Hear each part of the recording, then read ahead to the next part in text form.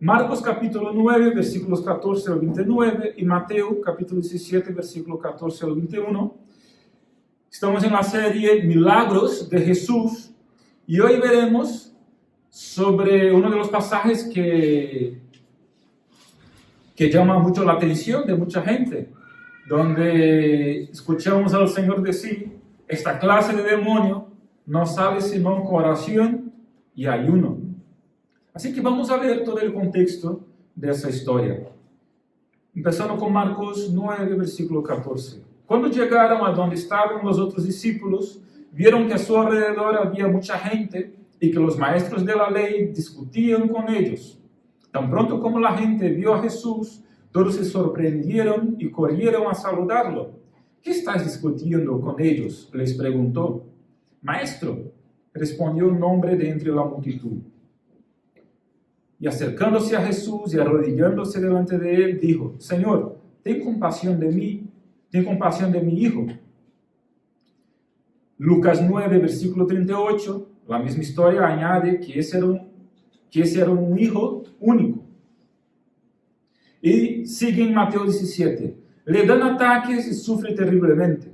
Volvemos a Marcos. Está poseído por un espíritu que le ha quitado el habla. Cada vez que se apodera de él, lo derriba, echa espumarajos, cruje los dientes y se queda rígido.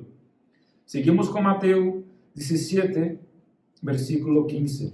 Muchas veces cae en el fuego, en el agua. Se lo traje a tus discípulos y les pedí que expulsaran el espíritu, pero no lo lograron. No pudieron sanarlo. Versículo 17 de Mateo. Ah, generación incrédula y perversa, respondió Jesús. ¿Hasta cuándo tendré que estar con vosotros? ¿Hasta cuándo tendré que soportaros? Traedme acá al muchacho. Marcos 9, versículo 20. Así que se lo llevaron. Tan pronto como vio a Jesús, el espíritu sacudió de tal modo al muchacho que éste cayó al suelo y comenzó a revolcarse echando espumarajos. ¿Cuánto tiempo hace que le pasa esto?, le preguntó Jesús al padre. Desde que era niño, contestó. Muchas veces lo ha echado al fuego y al agua para matarlo. Si puedes hacer algo, ten compasión de nosotros y ayúdanos. ¿Cómo que si puedo? Para el que cree, todo es posible. Sí, creo, exclamó de inmediato el padre del muchacho. Ayúdame en mi poca fe. Al ver Jesús que se agolpaba mucha gente, reprendió al espíritu maligno, espíritu sordo y mudo. Dijo: te mando que salgas y que jamás vuelvas a entrar en él. El espíritu, dando un alarido y sacudiendo violentamente al muchacho, salió de él. Este quedó como muerto, tanto que muchos decían: se ha muerto. Pero Jesús lo tomó de la mano y lo levantó, y el muchacho se puso de pie. Versículo 18 de Mateo.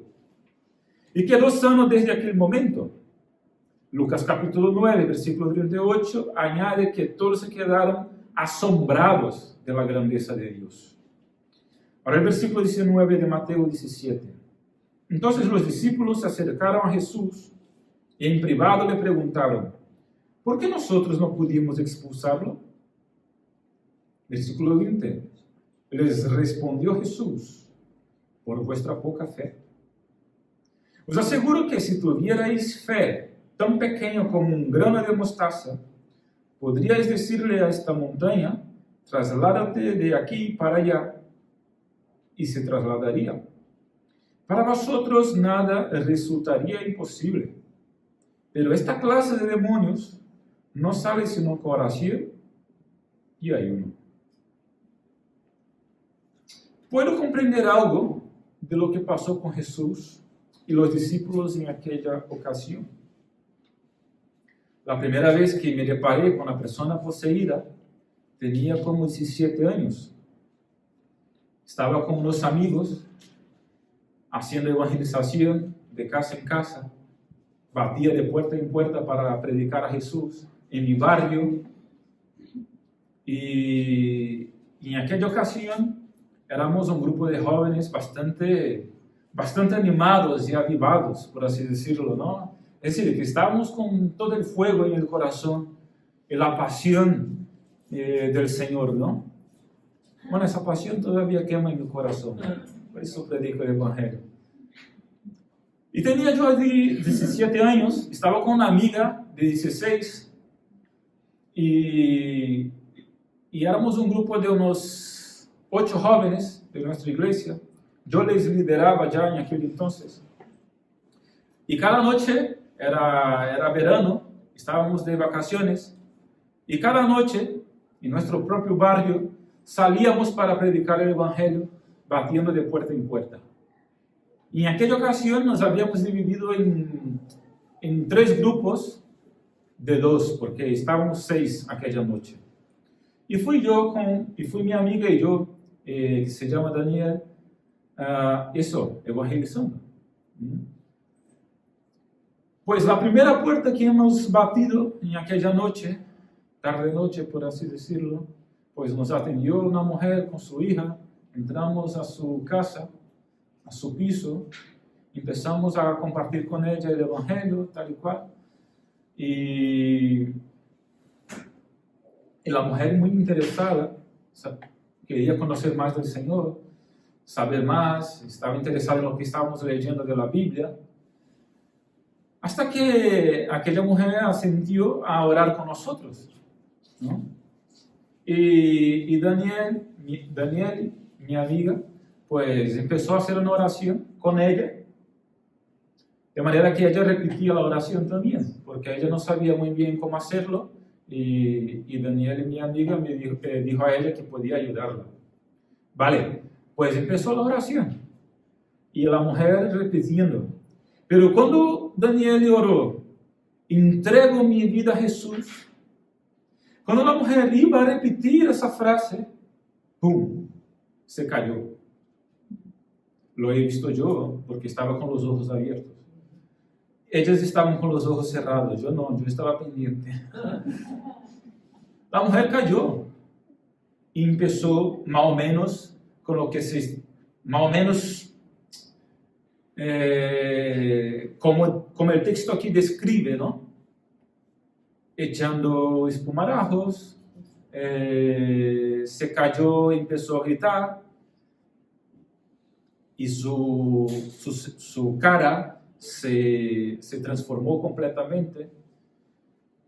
Estaba poseída, y estaba claro para nosotros. Aunque yo nunca había visto una persona poseída por el demonio, era la primera vez para mí y para Daniel también, que claro, con el ruido que ocurrió por la caída de la mujer, también abrió sus ojos y vio lo que estaba pasando, y nos miramos nosotros dos un poco espantados, ¿no? Y sin saber muy bien qué hacer.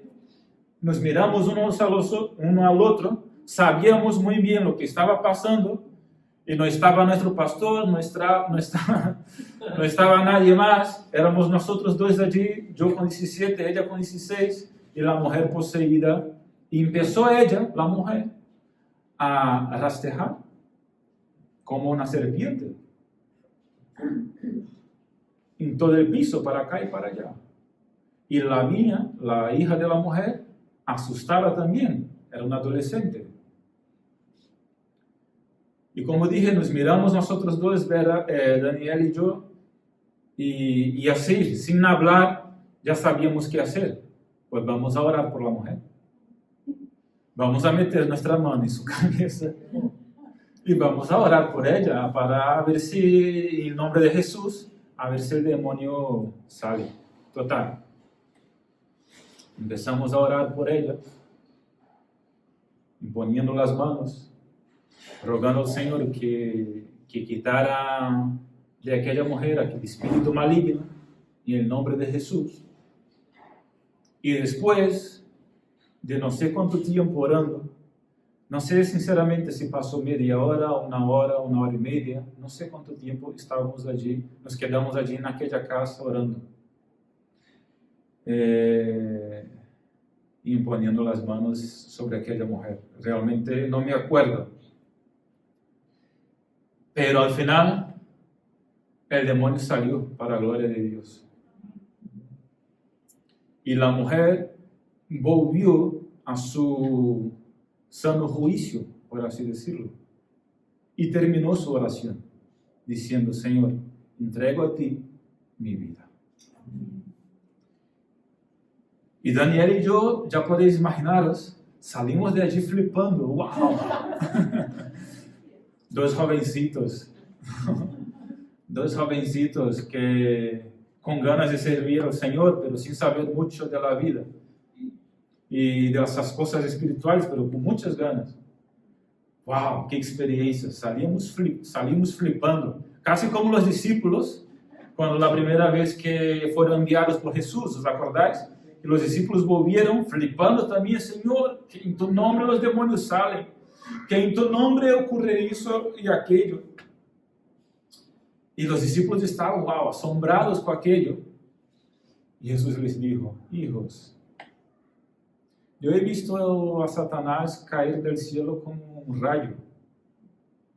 Alegraos porque vuestro nombre está escrito en el libro de la vida. Pero en aquel entonces yo me veía, bueno, desde aquí para allá, yo estaba como aquellos discípulos la primera vez, flipando también con lo que había pasado. Ahora sé que lo más importante no es exactamente esas cosas, aunque sean importantes, aunque sean experiencias que nos marcan, lo más importante es que nuestro nombre está escrito en el libro de la vida. Y lo más importante es que si aquella mujer hizo honestamente, sinceramente y de todo corazón aquella oración, también su nombre fue para el libro de la vida.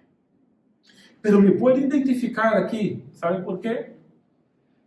Porque he tenido otras experiencias como esa, es decir, me he encontrado con otras personas que estaban poseídas y una de esas otras veces, más adelante, pasé por una frustración muy grande, quizá como la de los discípulos aquí también, porque al final de la oración el demonio no había salido y me vi incapaz de ayudar en aquel momento a aquella persona por la cual estaba orando.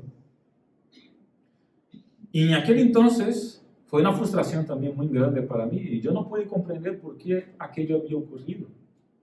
¿Por qué? ¿Por qué no pude ayudar a aquella persona? Al final, dos cosas me vieron. He estudiado, he reflexionado, he orado sobre eso. Y al final, dos cosas se quedaron claras para mí. Primera, es que la persona tiene que querer también, porque aunque esté poseída, bueno, hay grados de posesión, no es el caso aquí, pero llega un momento que la persona se queda con conciencia y necesita tomar una decisión de también dar el paso de yo decido por Cristo. Y la segunda cosa es que de verdad que no estaba muy bien, yo personalmente. Es verdad que en aquel momento no estaba, digamos,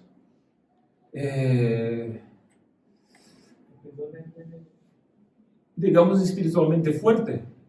Aunque quien echa los demonios y quien hace la obra es Jesús, pero es verdad que Jesús utiliza sus vasos, ¿no? Es decir, sus obreros y sus instrumentos. Y de alguna forma eso es un poco de lo que vamos a ver aquí también en ese texto.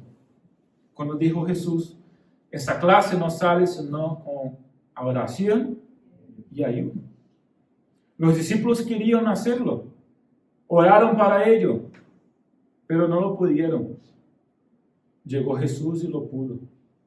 Es decir, no es que Jesús no podía echar aquel demonio, no es que aquel padre o aquel niño no quisiera, es que el instrumento no estaba bien, los discípulos. Entonces, no sé explicarte muy bien cómo funciona eso en el plano espiritual, pero está claro que cuando leemos el texto, de alguna forma, el instrumento tiene alguna participación. El instrumento que Dios llama para hacer su obra. El instrumento somos nosotros. ¿De acuerdo? ¿Estás conmigo hasta aquí? El instrumento es la iglesia, somos nosotros. Bueno, Si la iglesia, por ejemplo, no está bien, su influencia, su capacidad de influenciar, por ejemplo, a su pueblo, será disminuida. Si la iglesia, al contrario, está bien espiritualmente, amando, sirviendo, con sus dificultades, sus problemas, etc., pero, en el camino correcto, su capacidad de influencia aumentará.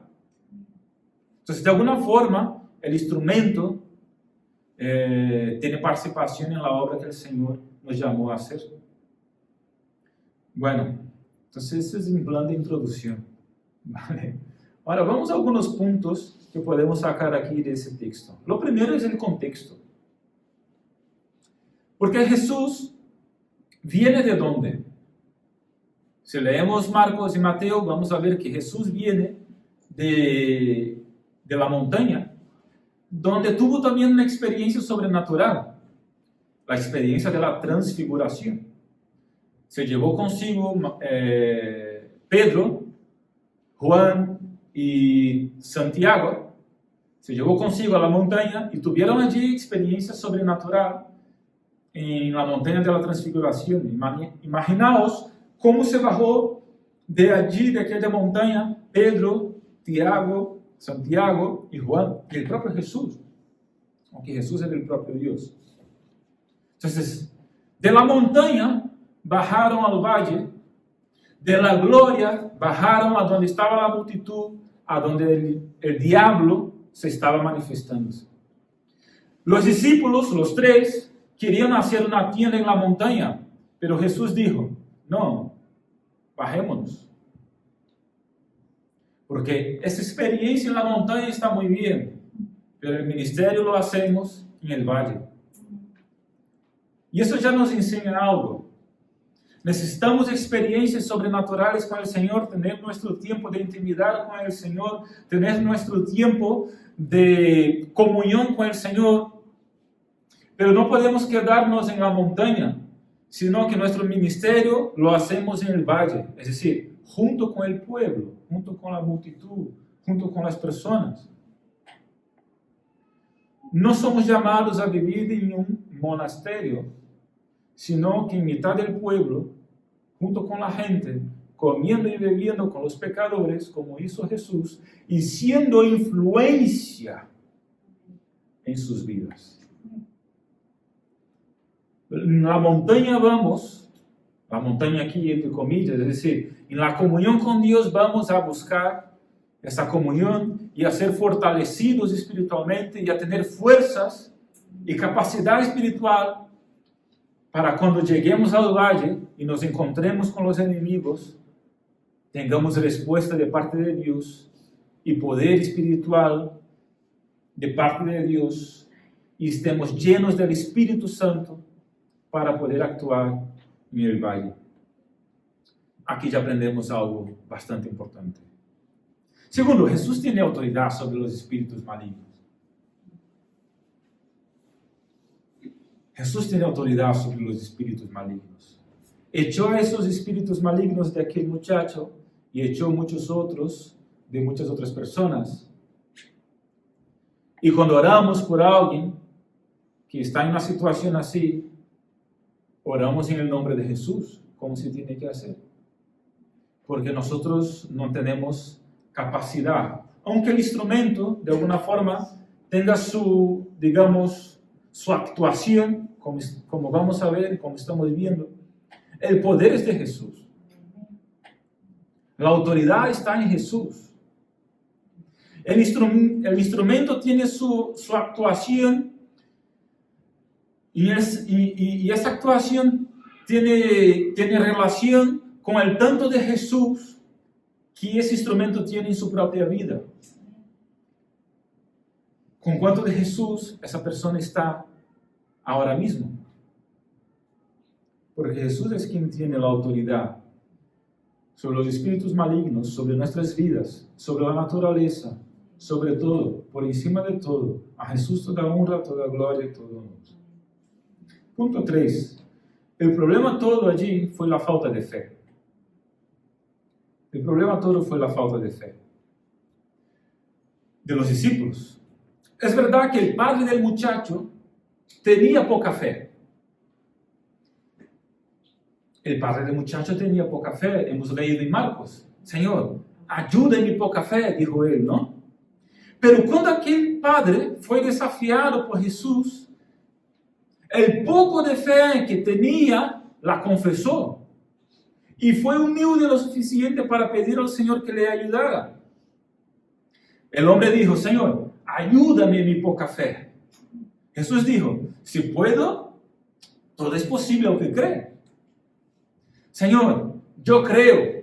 Y después parece que ha reflexionado un poco y dijo, ayude mi poca fe. Ya reconoció que tenía poca fe. Y Jesús pudo expulsar el demonio de aquel niño, ¿no? De aquel joven. Así que pienso que el problema más grande fue la falta de fe de los discípulos. Los 9 que se quedaron en el valle mientras Jesús y los 3 estaban en una montaña. El problema fue la falta de fe de los discípulos. De hecho, cuando los discípulos le preguntan a Jesús por qué no habían podido expulsar aquel demonio, Jesús les contesta clara y directamente, como solía ser siempre, ¿no? Jesús siempre es directo. Fue por la poca fe de ellos. Mateo 17, versículo 20. Le preguntan a Jesús, ¿por qué no hemos podido? Y Jesús es claro, directo y vamos. Por vuestra poca fe. ¿Queréis la respuesta? Ahí está.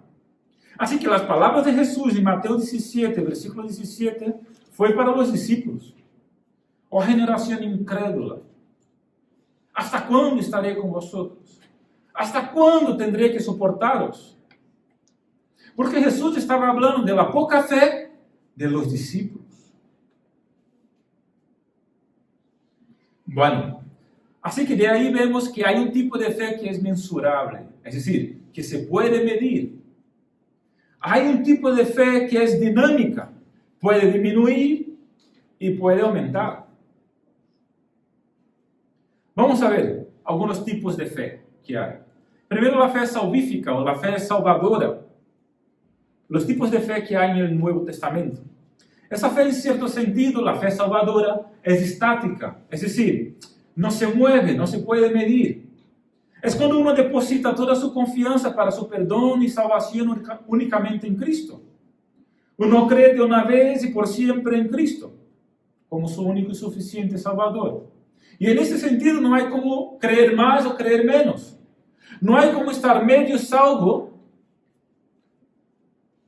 o 75% salvo y la otra parte no, porque tuvo poca fe, entonces está medio salvo. No, no hay eso. Uno cree o no cree. Y está salvo o no está salvo. No hay otra forma. Entonces, en ese sentido, esa fe es estática. Uno cree y ya está. Fue salvo. Pero hay otros tipos de fe.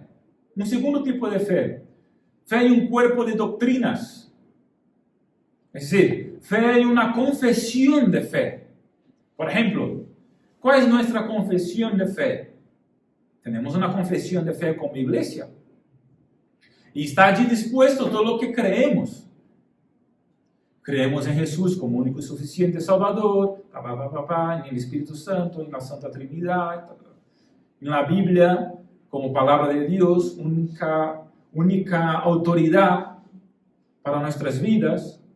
Toda la palabra es la palabra de Dios. Y bueno, una serie de doctrinas. Esa es nuestra fe. Los budistas tienen otra fe. Los católicos tienen otra fe. Los musulmanes tienen otra fe. Nuestra fe es esa. Está allí en nuestra confesión. Fe en un cuerpo de doctrinas. El tercer tipo de fe que vemos en el Nuevo Testamento es la fe como don del Espíritu Santo. En 1 Corintios capítulo 12, Pablo la menciona. Pablo menciona la fe como uno de los dones dados por el Espíritu Santo de Dios. Y en ese sentido, la fe es como, por ejemplo, el don de evangelismo, el don de profecía, el don de liderazgo, y por ahí va.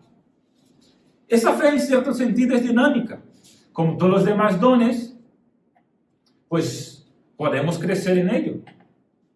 Yo tengo el don de enseñanza, pero a ver, tengo que estudiar para mejorar la forma que enseño. Tú a lo mejor tienes otro don de hospitalidad, para dar un ejemplo, y uno puede mejorar en ese don y aprender a servir más y mejor. Y vamos profundizándonos y aprendiendo a servir mejor con nuestros dones. A lo mejor alguien que tenga el don de fe en la iglesia liderará la iglesia en fe en grandes proyectos que exigen visión, que exigen fe. A lo mejor esas personas pueden ser incluso consideradas visionarias, en cierto sentido. Yo creo que por ahí va más o menos lo que significa la fe como don del Espíritu Santo. Y luego vemos también la fe como virtud o fruto del Espíritu Santo, lo que es diferente de don. ¿Por qué? Porque el don es dado a algunos y el fruto, la virtud, a todos. En cierto sentido también es dinámica. ¿Por qué yo digo que es dado a todos? Cuando creemos en Cristo recibimos el Espíritu Santo y el Espíritu Santo viene con sus frutos, con sus virtudes. Entonces, en cierto sentido, todos tenemos algo de paciencia del Espíritu Santo. Todos tenemos algo de dominio propio que el Espíritu Santo nos da. Y todos tenemos algo de fe que el Espíritu Santo nos da.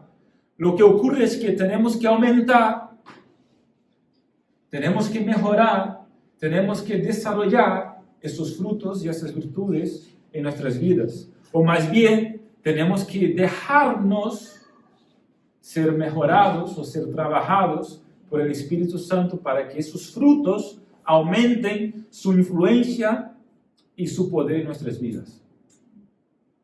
Entonces, la fe como virtud o fruto del Espíritu Santo es dinámica. Uno puede tener mucha paciencia o poca paciencia. Uno puede tener mucho dominio propio o poco dominio propio. Y en este sentido, uno puede tener mucha fe o poca fe.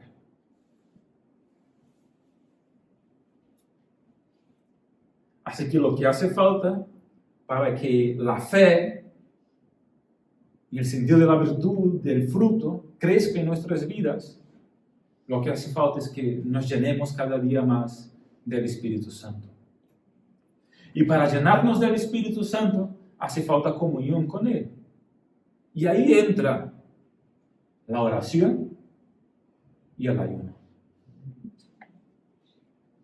Porque la oración y el ayuno nos preparan y nos llevan a una comunión más profunda con el Señor y el Espíritu Santo.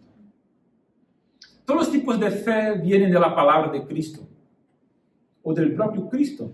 Romanos 10 dice, la fe viene por el oír, y el oír de la palabra de Dios. Entonces, todos los tipos de fe vienen por el oír. Uno tiene que escuchar sobre la palabra de Cristo y el propio Cristo, y su fe aumentará o la fe llegará. Tanto la fe para la salvación, tanto la fe en las doctrinas, tanto el don cuanto el fruto. La palabra de Cristo es lo principal. La fe viene por ahí. Pero además de la palabra, como estaba diciendo, está la oración y el ayuno que vemos en el versículo 21 de Mateo 17. Cuando Jesús dice, esa clase de demonio no sale sino con oración y ayuno. Así que las disciplinas espirituales, la palabra, la meditación en la palabra, la oración, el ayuno, esas disciplinas espirituales hacen desarrollar y aumentar nuestra fe. Cuando hablamos de la fe como virtud, como fruto del Espíritu Santo. Así que sabemos bien lo que es la meditación en la palabra de Dios. sabemos bien lo que es la oración. No pienso que nos haga falta estudios sobre oración. Lo que nos hace falta es orar. No nos hace falta estudios sobre la oración. Nos hace falta orar. Igual que nos hace falta reflexionar más y meditar y tener la palabra de Dios en nuestro diario. Pero a lo mejor sí, necesitamos algo de comprensión de lo que sea el ayuno. Porque a lo mejor alguien sabe, pero alguien también puede tener algún tipo de dificultad en saber lo que quiere decir Jesús con el ayuno. Bueno, vamos a trabajar un poquito eso y ya vamos terminando. ¿Qué es el ayuno? El ayuno es abstenerse de comida total o parcialmente. De hecho, todos ya hemos practicado el ayuno alguna vez en nuestras vidas. ¿Qué dices, pastor? Sí. Si ya tuviste que hacer una analítica, ya has practicado el ayuno. Porque para hacer una analítica tienes que ir pues en ayuno. Si ya has tenido que hacer una operación, también ya has practicado el ayuno, ¿no? Una operación médica, muchas de ellas, tú tienes que hacerla o tiene que ser hecha en ayuno. Pero, ¿cuál es la diferencia? Si es un tipo de ayuno, en plan para hacer una analítica o cualquier cosa así, es diferente del ayuno espiritual que el Señor nos enseña aquí. Pero en la práctica, es decir, en la definición es lo mismo, porque el ayuno espiritual también es abstenerse de comida, total o parcialmente.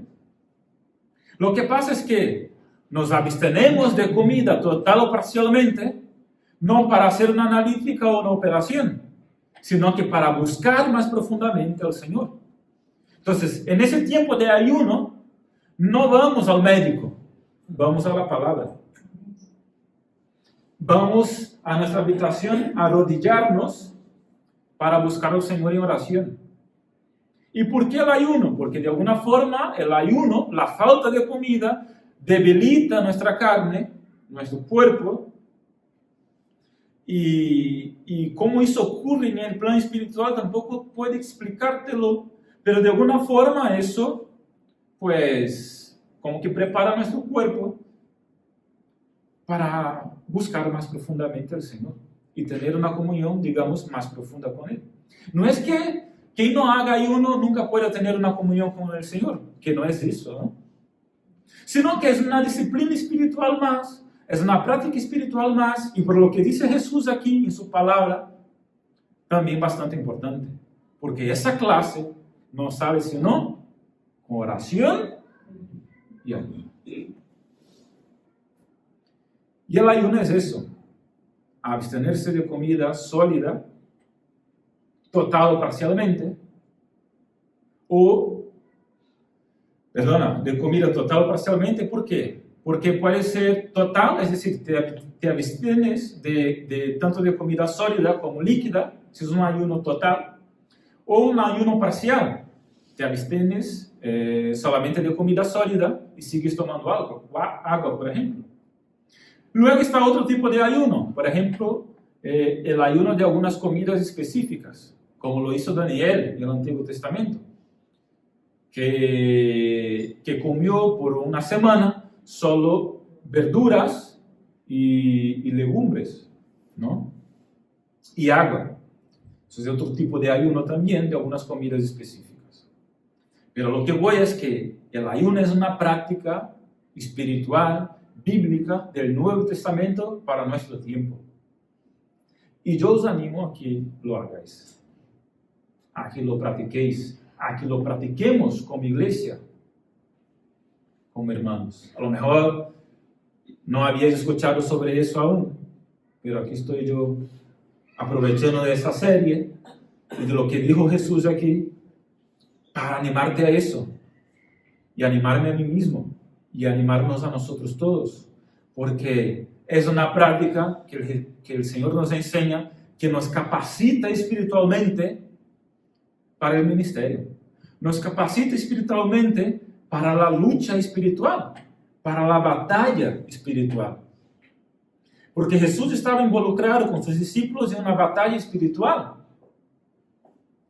Y está diciendo Jesús que para esa batalla espiritual, la oración y el ayuno, y podríamos decir que la palabra, son disciplinas espirituales que preparan o que nos preparan para luchar esa batalla, para tener fuerzas en esta batalla. Así que, hermanos, voy terminando. Os desafío a que ayunemos. Y para tener algo práctico, que ayunemos essa semana mismo. Toma un compromiso con el Señor, contigo mismo, y hacer un día de ayuno esa semana. ¿Sabes? A ver, si no puedes por tu salud, es comprensible, ¿de acuerdo? Que hay personas que no pueden por su salud, no pueden quedarse mucho tiempo sin comer. Eso es totalmente comprensible, que no hace falta hacer un sacrificio que uno no pueda para... Que no es eso, ¿de acuerdo? Si no puedes, no puedes. Y si estás trabajando todo el rato, pues no hagas ayuno en el tiempo que estás ahí trabajando todo el rato y no puedes ni siquiera pensar en Dios. Pero si vas solo a hacer una cosita aquí otra y puedes dedicarte, aunque sea un tiempo al Señor, pues genial, ahí sí está bien hacer ayuno. ¿Vale? Entonces yo os animo, por ejemplo, no sé, entre hoy o mañana, que lo hagamos, el lunes, mañana o el martes, que hagamos un ayuno. Puedes hacerlo de las 12 de la noche hasta las 12 del mediodía, por ejemplo, empezando hoy a las 12 hasta las 12 del lunes, o hasta las 15 de la tarde del lunes, o si empiezas el martes, pues hasta las 15 de la tarde del martes, o hasta las 18 horas, que sería un ayuno más completo de casi todo el día. Pero proponga ahí en vuestro corazón, no, mañana yo hago ese ayuno, o el martes lo hago. Que hasta las 18 es mucho. Bueno, hagas hasta las 12. Y que en ese tiempo, en esa mañana, te dediques más a la oración. Te dediques más a la lectura de la palabra y a la reflexión. Y ya estarás ayunando. Pon ahí, ¿te acuerdas del otro día que decía, pon ahí la música, la adoración y la alta voz? Es un momento interesante para hacerlo también. ¿Vale? Entonces, hasta las 12. Si ves que puedes, ¿no? Hasta las 15. Pero comprométate antes, ¿vale? ¿Hasta qué horas vas? Y cuando llegue a las 12, pues termina tu ayuno, ora al Señor, da las gracias. Genial. Si te comprometes hasta las 15, pues cuando llegue a las 15, haz tu oración y bueno, genial. Da las gracias al Señor. Y si vas hasta las 18, lo mismo. Yo lo haré también. Y que podamos hacerlo juntos. Lo compartiré en el grupo de la iglesia por si alguien más quiere también hacerlo. Y os animo en ese sentido para que de alguna forma practiquemos. Y ya nos diréis si ha ido bien o no. Y qué te ha parecido y qué experiencia has tenido. A ver, no pienses que vas a tener una experiencia del plan, pues el cielo se va a abrir y bajará un ángel. No, no es esa la idea. ¿Vale? La idea es que profundicémonos en la comunión con el Señor. Y esa práctica constante hace con que nuestra fe aumente. Y al paso que nuestra fe aumenta, tenemos más capacidad espiritual para luchar las batallas espirituales. Y hermanos, amigos, quizá no nos damos tanto cuenta, pero estamos en una batalla espiritual. Sí estamos. Es una batalla que no es contra personas, es contra el enemigo de nuestras almas, Satanás. Y tenemos que estar fuertes espiritualmente para luchar esa batalla espiritual. Y lo que nos hace fuerte es el Señor, es nuestra comunión con Él. Y podemos llegar a eso por medio de la reflexión, el estudio de la palabra la meditación, la oración y el ayuno. Amén. Vale, pues vamos a orar. Te animo a que hagas tu compromiso ahí con el Señor de ayuno. Decidas ahí un día de la semana y hagas tu ayuno, tu tiempo de oración, de reflexión y de comunión con el Señor más profundamente en esa semana. Padre, gracias, Señor, por ese tiempo de compartir tu palabra. Gracias, Señor, porque podemos aprender con ella. Gracias, Señor, porque, como he compartido aquí, yo ya he sentido la frustración de aquellos discípulos. Ya he sentido alegría, ya he sentido también aquella frustración. Y es verdad que de alguna forma que no podemos comprender muy bien, y no es que sea místico, sino que de alguna forma que no puedo y no podemos comprender muy bien, pues la oración y el ayuno,